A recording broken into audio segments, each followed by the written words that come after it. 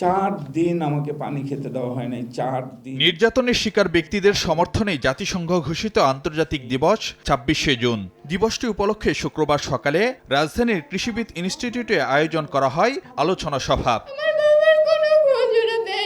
এতে অংশ নেন বিগত আওয়ামী লীগ সরকারের আমলে গুমসহ নানাভাবে নির্যাতনের শিকার ব্যক্তি ও তাদের পরিবারের সদস্যরা। তুলে ধরেন নিজেদের দুঃসহ অভিজ্ঞতা, দাবি করেন রাষ্ট্রীয় স্বীকৃতি, ক্ষতিপূরণ আর ন্যায্য বিচারের। আমার সাথে আমার বাবার মাত্র একটা ছবি ছাড়া আর কোনো স্মৃতিও নেই, যেখানে একজন সুস্থ মানুষ 5 মিনিট থাকলে সেও অসুস্থ হয়ে যাবে।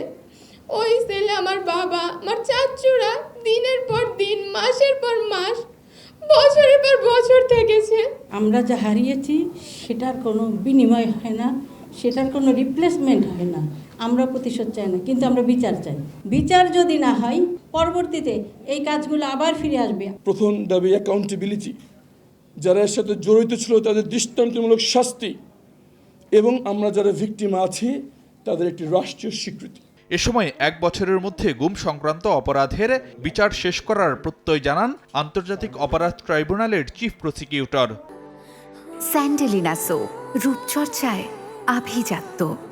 আমাকে যদি আল্লাহ 1 বছর বাঁচিয়ে রাখে, এই 1 বছরের মধ্যে অন্তত মায়ের ডাকের যে গুম বা অপহরণের শিকার যে পরিবারগুলো, এই 1 বছরের মধ্যে সমস্ত বিচার আমি ইনশাল্লাহ শেষ করব।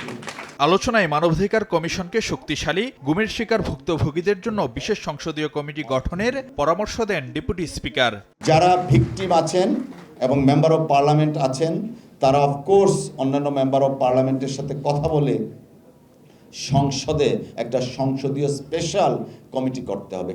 ন্যায় বিচার সুনিশ্চিত করার জন্য ট্রাইব্যুনালের সংখ্যা বাড়ানোর দাবি আসছে, বাজেট বাড়ানোর দাবি আসছে। স্থানীয় সরকার মন্ত্রী মির্জা ফখরুল ইসলাম আলমগীর জানান, গুম খুনে জড়িতদের দ্রুত বিচার নিশ্চিতে সব ধরনের সহায়তা করবে সরকার। ভুক্তভোগীদের পরিবারকে ভাতা দেওয়ার বিষয়েও আশ্বাস দেন তিনি। ভয়াবহ যে লোকটা, এই রিয়া, সে ধরা পড়েছে, তার বিচার হচ্ছে। আরেকজন ধরা পড়েছে দুবাইতে, বেনজির। আমি বিশ্বাস করি একে একে প্রত্যেকটা ধরা পড়বে, প্রত্যেকের বিচার হবে। স্থানীয় সরকার মন্ত্রী বলেন, গুমের মতো অপরাধের আর পুনরাবৃত্তি চায় না সরকার। আমরা আর এই গুম হয়ে যাওয়া ঘটনাগুলোর সঙ্গে সম্পৃক্ত হতে চাই না। ফারুক ভিয়া, রবিন, সময় সংবাদ, ঢাকা।